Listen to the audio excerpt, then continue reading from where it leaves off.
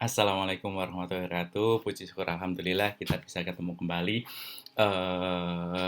Pada kesempatan ini kita ngobrol atau berdiskusi tentang hipotesis ya. Kemarin kan kita sudah kerangka teori, terus kemudian kerangka konseptual penelitian gitu ya. Sekarang kita yang di bab 2 ini adalah hipotesis kita sebelum kita melanjutkan ke bab 3. Baik, alangkah baiknya jika terlebih dahulu kita berdoa agar kita dimudahkan dalam kita berdiskusi pada kesempatan kali ini.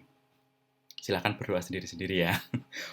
Ngomong-ngomong, terima kasih buat teman-teman yang sudah subscribe, sudah like, sudah share gitu ya.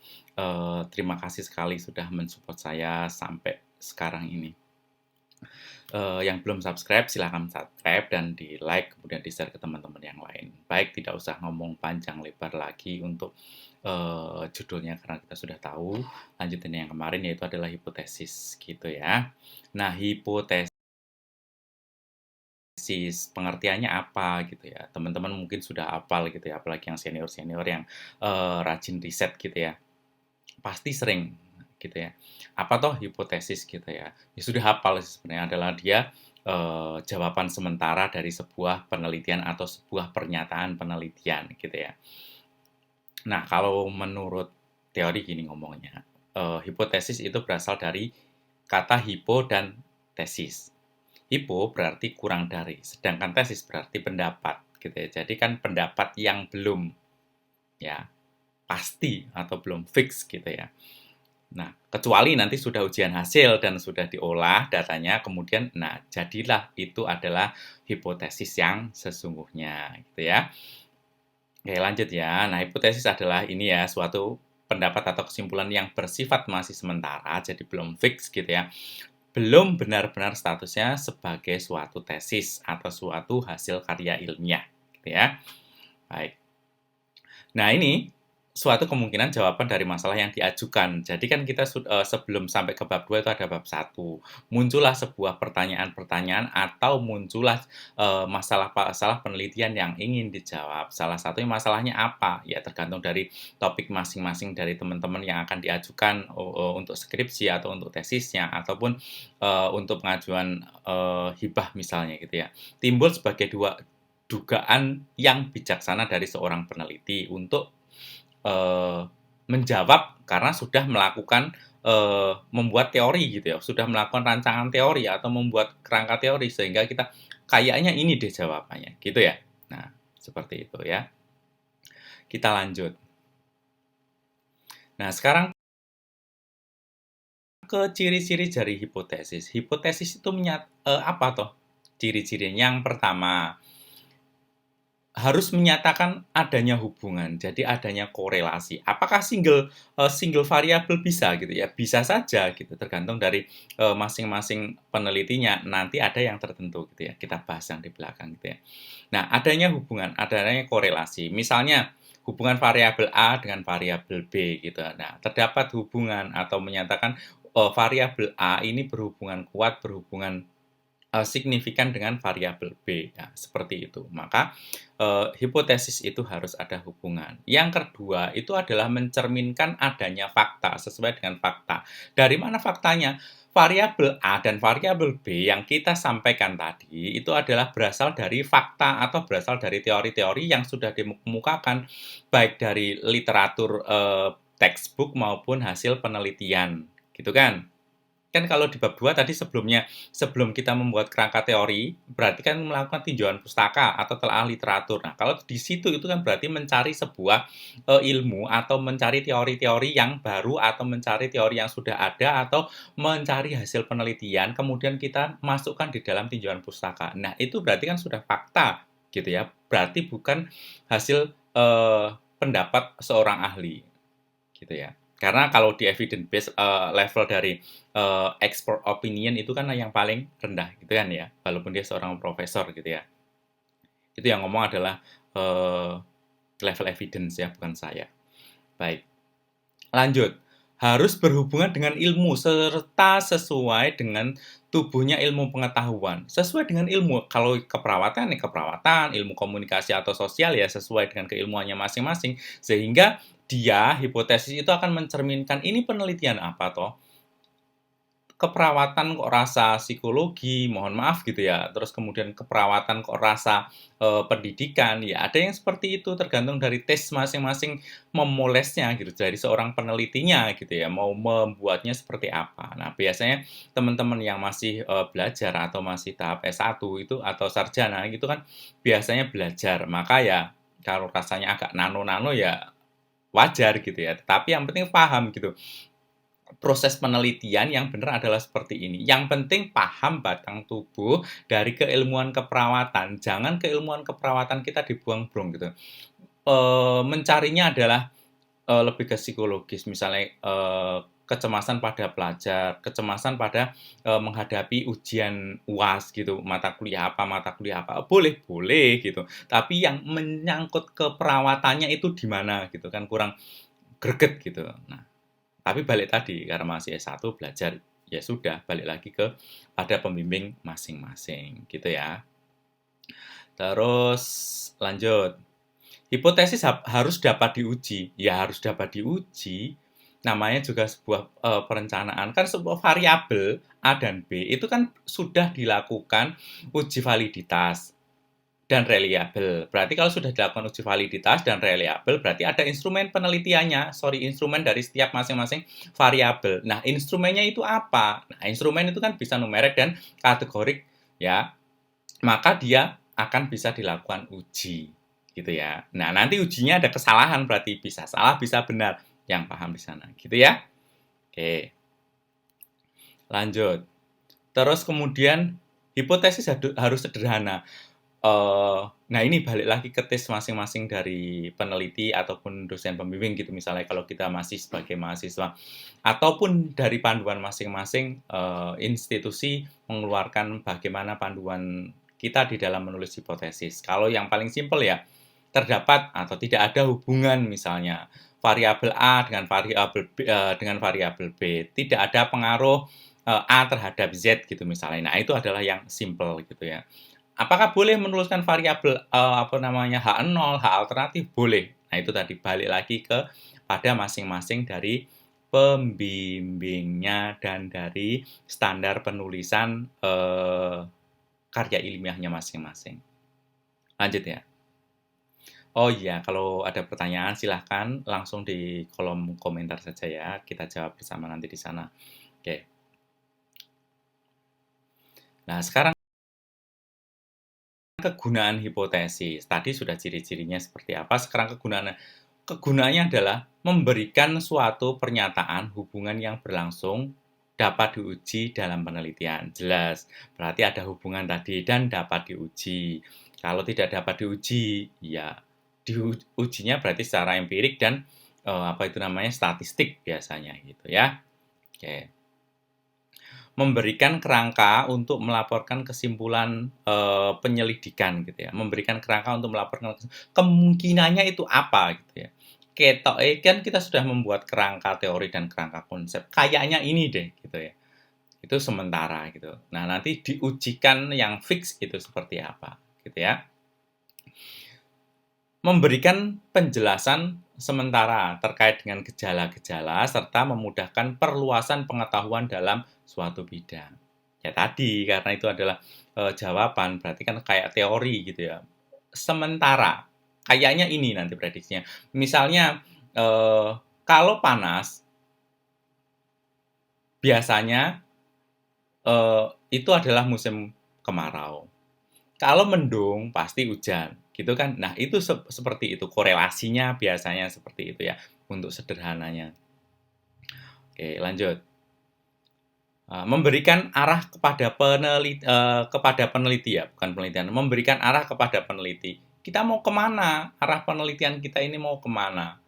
Ya, deskriptifkah, kualitatifkah, kuantitatifkah, ke arahnya kita sudah akan tahu. Nah, karena, tadi juga ada yang variabel, maka kita sudah tahu ini adalah yang, kategorik atau numerik. Yang ini adalah, nanti datanya, numerik atau kategorik. Menggunakan skalanya apa? Nah, kita sudah tahu, ya.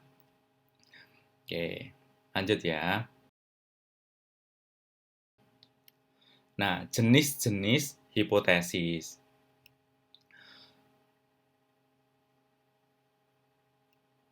Nah, hipotesis itu ada seperti ini. Hipotesis kerja atau hipotesis alternatif atau H1 atau biasanya seperti itu ya, HA gitu ya biasanya. Memberikan pernyataan terkait prediksi hasil penelitian pada variabel penelitian. Jadi biasanya karena dia prediksi terdapat hubungan, terdapat pengaruh atau ada hubungan, ada pengaruh kan seperti itu ya. Antara variabel A dan variabel B gitu. Menerangkannya seperti itu. Ya ini adalah contohnya seperti itu ya. Udah paham ya? eee, Penulisannya. Jadi kalau alternatif itu adalah pastinya, ya. Jadi hubungan pengetahuan tentang diet rendah garam dengan kejadian hipertensi pada lansia di wilayah kerja puskesmas, itu kan judulnya. Nah, harapan kita itu adalah alternatif atau H1 atau hipotesis yang kita lakukan penelitian atau hipotesis kerja, itu adalah harapannya ada atau terdapat hubungan. Masa ya kita meneliti harapannya tidak ada hubungan, gitu kan? Ya, kalau tidak ada hubungan nanti tidak terjadi sesuatu yang diinginkan, gitu ya. Oke. Kalau kecepatan nanti bisa diulang lagi, kan kita ketemunya di YouTube ya, video, jadi kita bisa ketemu terus ataupun langsung tanya, kalau bingung tanya. Kalaupun terlalu cepat bisa di-skip terus kemudian diulang lagi, gitu ya. Oke, lanjut. Nah,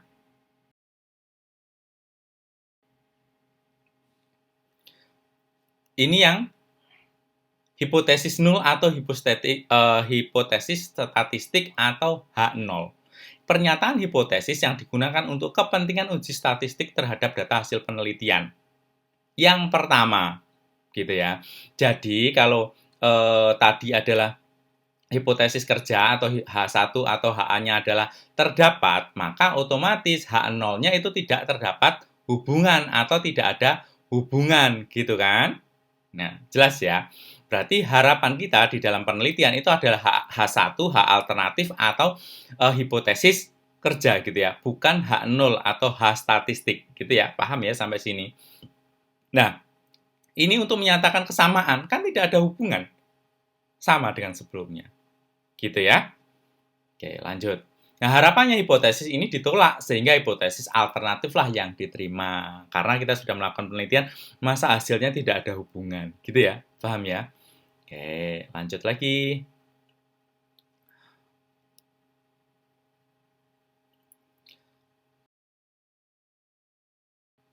Bentuk lain dari hipotesis. Bentuk lain dari hipotesis ini saya ikut dari Prof. Sugiono ya. Dengan beliau itu luar biasa saya mendapatkan banyak ilmu selama mengikuti apa namanya sekolah penelitian Indonesia. Jadi ya alhamdulillah menambah wawasan saya terkait dengan riset gitu ya, terutama metodologi penelitian. Tapi ya fokus saya berarti penelitian kesehatan terutama di keperawatan gitu ya. Nah, hipotesis deskriptif. Satu adalah hipotesis deskriptif. Dugaan tentang nilai suatu variabel mandiri, tidak membuat perbandingan atau hubungan. Berarti single variabel. Single variabel biasanya pada penelitian-penelitian kualitatif. Ya, biasanya kan seperti itu. Makna rambut gimbal. Mohon maaf gitu ya, di orang Jawa yang baru lahir biasanya anaknya ditaruh di sini seperti gelang, tapi yang di sini di bahu warna putih biasanya. Nah, makna dari pemakaian gelang pada bayi baru lahir itu kan maknanya tidak bisa disebut apa namanya ada hubungan, terdapat pengaruh, tidak ada hal semacam itu. Berarti itu adalah gambaran atau sebuah makna gitu ya. Nah, contohnya yang misalnya yang hanya deskriptif tapi bukan deskriptif gitu ya. Gambaran tingkat pengetahuan tentang diet rendah garam pada lansia dengan hipertensi di wilayah kerja puskesmas X. Contohnya seperti ini. Pertanyaan penelitian, bagaimana tingkat pengetahuan tentang diet rendah garam pada lansia dengan hipertensi di wilayah kerja puskesmas tersebut? Hipotesisnya, tingkat pengetahuan diet rendah garam bla bla bla bla termasuk kategori baik. Kan kemarin kita sudah membuat sebuah kerangka teori bahwa kategori dari pengetahuan itu adalah levelnya kurang, cukup, dan baik. Ya, monggo kalau menemukan yang baru lagi boleh dimasukkan di situ, gitu kan? Ya. Oke. Bentuk yang kedua gitu ya. Bentuk yang kedua itu adalah komparatif, ya. Jadi membandingkan, komparatif, membandingkan dua hal. Dugaan nilai dalam suatu variabel atau lebih pada sampel yang berbeda. Pada sampel yang berbeda. Perhatikan perbedaan tingkat kepuasan pelanggan terhadap pelayanan keperawatan pasca pemberian remunerasi antara rumah sakit A dan rumah sakit K. Ada nggak perbedaannya? Nah, kita lihat pertanyaan, adakah perbedaan tingkat kepuasan pelanggan terhadap pelayanan keperawatan pasca pemberian remunerasi di rumah sakit di antara rumah sakit tersebut? Jawabannya seperti apa hipotesisnya kira-kira? Terdapat perbedaan tingkat kepuasan pelanggan. Misalnya jika terdapat, kalau tidak ya H nolnya berarti, kalau yang terdapat berarti H alternatif atau H satunya. Seperti itu ya. Dan yang ketiga, itu adalah hipotesis asosiatif, berarti hubungan. Berarti Pak seperti pada H1 dan H0 atau HA dan H0 seperti itu ya. Nah, lanjut. Sumber dari perumusan hipotesis. Analisis sesuai teori keilmuan. Makanya kita sebagai seorang perawat berarti harus mendalami teori keperawatan. Contoh caring of technology, uncertainly chronic illness misalnya. Itu yang teori-teori yang apa itu namanya lagi banyak diperbincangkan ya, gitu kan. Karena ya bahkan di rumah sakit yang besar gitu ya, masih ada perawatnya yang kadang-kadang kurang paham bagaimana mengoperasikan alat ini gitu. Kenapa? Pas saat dilakukan, diajari, ya itu caring of teknologinya jalan kepada HP-nya masing-masing. Biasanya seperti itu, sehingga pas ketemu bingung. Akhirnya bukalah YouTube. Akhirnya caring of teknologi by self gitu kan. Akhirnya bisa sendiri gitu ya. Ya salah satu yang saya lakukan seperti itu. Kadang-kadang kalau bingung, kalau sebelum ke YouTube berarti tanya senior dulu kalau ada senior ya. Terus kemudian fenomena ataupun pengalaman individu dan ahli misalnya, yang pernah ditemuin di lapangan seperti apa, di rumah sakit seperti apa, misalnya penelitiannya terkait di rumah sakit ataupun di wilayah kerja puskesmas atau di daerahnya masing-masing yang pernah tahu ya, kayak brainstorming gitu ya. Jadi kita berdasarkan base individual atau expert opinion gitu ya, ya nggak masalah gitu ya, kan kita berpikirnya ke sana, nanti mau dijadikan seperti apa ya. Karena kan kita arahnya adalah ke sana. Bab 1 itu kan asalnya dari fenomena-fenomena mungkin yang ada di sekitar kita, terus kemudian kita cari, literatur-literatur yang pendukungnya, gitu kan. Nah, kalau sudah ketemu dibuatlah bab 1. Bab 1 muncul pertanyaan maupun masalah penelitian. Akhirnya muncullah bab 2 sebagai, teori keilmuan. Nah, teori keilmuan kita yang sesuai dengan keperawatan apa, dimunculkanlah di sana, seperti itu ya. Oke, lanjut. Nah, telaah literatur. Telaah literatur itu apa toh? Sebelum kita ngapa-ngapain baca dulu. Baca diselesaikan sampai titik dan sampai N. Jangan dibaca di atasnya, di tengah saja, atau di akhir. Biasanya kalau kita kebiasaan seperti itu, ya kalau kita pinter scamming nggak masalah gitu ya.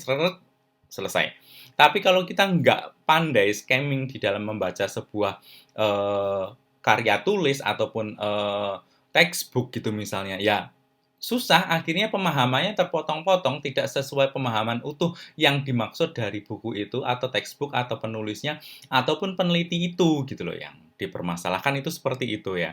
Nah, teman-teman misalnya ya, kadang itu suka mendengarkan, tapi kalau nggak semuanya orang juga mau mendengarkan, karena kita itu kan lebih senang menceritakan daripada diceritain, gitu ya. Biasanya seperti itu loh, kalau risetnya seperti itu. Nah, itulah hebatnya kita kalau mau mendengarkan, insya Allah ilmunya adalah sabar tadi. Gitu kan? Ya. Oke. Lanjut ya, nggak usah banyak filsafat di dalamnya. Oke. Nah,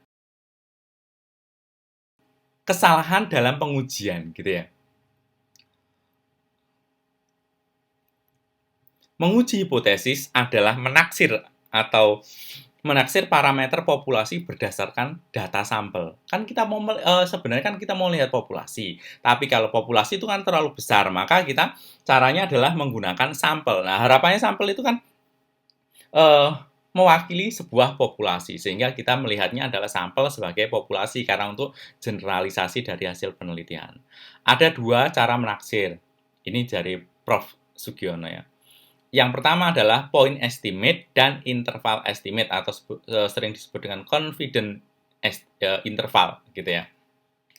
Nah, point estimate ini atau titik taksiran adalah suatu taksiran parameter populasi berdasarkan satu nilai data sampel. Kalau 10 ya 10 gitu misalnya. Yang terbaik adalah 10. Yang di bawah 10 itu tidak baik. Nah, itu kemungkinan yang 10 mendapatkan nilai 10 itu kan cuma berapa orang. Maka itu tingkat kesalahannya akan tinggi. Berbeda dengan kalau kita menggunakan interval ya, interval estimate interval itu misalnya 80 sampai 8 sampai 10 itu adalah yang baik. Nah, itu maka ada interval berarti 80, 81 sampai 99 itu masuk kategori bagus. Maka kemungkinannya akan lebih bagus. Kesalahannya akan lebih cenderung sedikit. Gitu kan? Oke. Nah, ini definisinya seperti ini. Taksiran adalah suatu taksiran parameter populasi berdasarkan nilai interval. Maka itu lebih baik. Sebagai contoh lagi gitu ya. Jam kerja yang paling baik, yang paling optimal seorang perawat di Indonesia itu adalah 10 jam gitu misalnya. 10 jam kerja. Setelah itu akan meletre. Berarti yang sekurang dari 10 jam itu bagus apa meletre? Yang lebih dari 10 jam itu bagus apa meletre? Kan membingungkan. Sehingga dibuatlah interval menjadi misalnya 8 sampai 10 itu adalah efektif waktu seorang perawat untuk dapat melakukan aktivitas pelayanan keperawatan. Kalau kurang dari itu ya bengkak pembiayaan, kalau lebih dari itu perawatnya yang KO gitu kan. Nah, itu akan lebih bagus dibandingkan dengan kita hanya 10 jam gitu ya.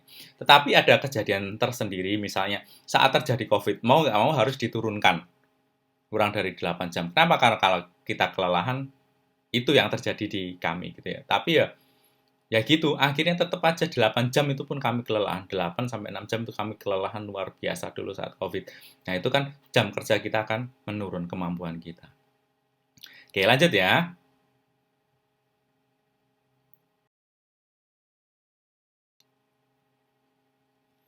Kesalahan pengujian. Oke, terdapat dua kesalahan. Kemungkinan kesalahan di dalam menaksir sebuah populasi berdasarkan data sampel, yaitu kesalahan tipe 1 dan kesalahan tipe 2. Kesalahan tipe 1 jika menolak hipotesis H0, ya, H0-nya ditolak, yang benar seharusnya diterima. Dalam hal ini tingkat kesalahannya dinyatakan dengan alfa, gitu ya, disebut dengan alfa. Ingat ya, alfa kalau di dalam kesehatan itu adalah 0,5 sampai 0,1. Monggo teman-teman mau menggunakan yang mana biasanya di dalam keperawatan tingkat kesalahan hanya boleh kalau di keperawatan 0,5 gitu, lebih dari itu silahkan. Tapi kalau misalnya 6 atau kesalahannya 6%, 7, 8 sampai 10, ya monggo nggak boleh sebenarnya ya. Oke, kesalahan tipe 2-nya. Bila menerima hipotesis yang salah seharusnya ditolak, tingkat kesalahannya ini dinyatakan dengan alfa. Coba kita lihat ya. Nah, cara membacanya seperti ini. Ya. Ini adalah keputusannya. Menerima H0 ya. H0-nya diterima. Ya. H0 berarti H yang pertama ya. Dan H0-nya ini benar, maka itu benar. Tidak ada kesalahan. Gitu kan? Tetapi menolak H0, padahal H0 itu adalah benar, maka itu jadi adalah kesalahan tipe 1. Paham ya sampai sini ya? Sedangkan jika menolak H0, ternyata H0-nya salah. Berarti kan salah kita tolak. Karena H0-nya salah dan H0 itu kita tolak, maka ya benar. Gitu. Nah, sampai sini paham ya? Tanya di kolom komentar kalau masih bingung. Sedangkan kesalahan tipe 2 itu adalah H0 itu kita terima. Ya, H0 itu kita terima. Tapi H0 itu salah. Berarti kan tidak boleh diterima. Itu disebut dengan kesalahan tipe 2 atau beta. Gitu ya. Oke. Nah, alfa ini adalah peluang maksimum melakukan kesalahan tipe 1 yang saya sebut tadi pertanyaannya itu adalah alfa itu 0,05. Ya enggak? Nah, itu. Ya, 0,05 sampai 0,01 itu adalah kesalahan yang ada di keperawatan maupun di kesehatan. Biasanya seperti itu. Ya, jangan lebih. Sedangkan peluang maksimum melakukan kesalahan tipe 2 disebut dengan beta. Nah, usahakan kesalahan di alfa itu semakin kecil, maka peluang kebenarannya, intervalnya akan semakin panjang. Paham ya sampai sini ya? Oke. Gitu terkait dengan hipotesis ya. Jika ada pertanyaan silahkan boleh di kolom komentar ataupun di Google Class yang di kelas saya. Kalau yang di luar monggo di di YouTube gitu ya.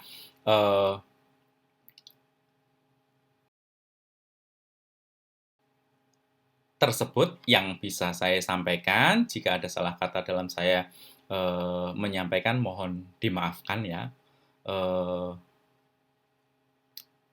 Jangan lupa subscribe agar saya bisa tetap semangat untuk memberikan atau bercerita gitu kepada teman-teman terkait dengan keperawatan maupun yang lain-lain gitu ya. Akhir kata dari saya, mohon maaf jika ada salah kata. Assalamualaikum warahmatullahi wabarakatuh.